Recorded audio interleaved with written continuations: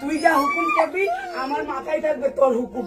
আজ থেকে আমি তোর চাকর, তুই আমার মালিক। তুই আমার ঘরে বউ না, আমার দুটো ছেলে, তুই আমার আরেকটা ছেলে।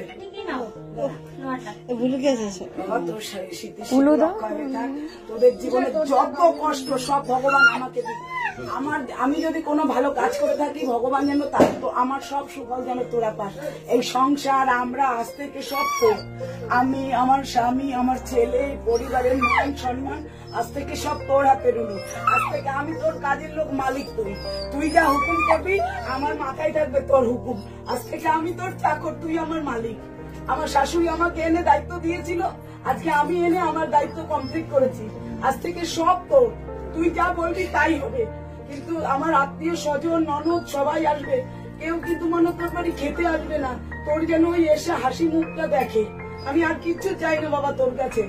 আমাকে যেন লোকে খারাপ ভালো যাই বলুক, হ্যাঁ আমাকে লোকে খারাপ বলুক, তোকে যেন কেউ খারাপ না বলে না। হ্যাঁ আমরা মারামারি করব ঝগড়া করব, কিন্তু মুখ ভার হয়ে থাকবি না। আমি বলবো না যে তোর সাথে আমার ঝগড়া হবে না, ঝগড়া করব, কিন্তু আবার তুই আমাকে কাছে ডাকবি।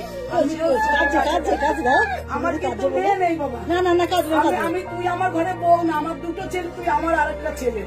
আমার শ্বশুর আমাকে বউ জানতো না, জানতো যে ওটা ওর বেটা। আমি আমার শ্বশুরের মুখে আগুন দিয়েছি, কারণ আমি তার বউ ভেবে কোনোদিন আমি তার কাছে ছিলাম না। শ্বশুরের সাথে এক বিছানায় শোয়া, সে আমার লাঠি, আমিও তার লাঠি ছিলাম। আজ থেকে তুই কিন্তু আমার লাঠি। মান সম্মান সবকিছু তোর হাতে। আমরা মারামারি করব ঝগড়া করবো, আমার গলা অনেক, কিন্তু কেউ মুখ ভার হয়ে থাকবি না রুনু। তুই কিন্তু আমার ছেলে, এটা তোকে আমি আগেও বলেছি।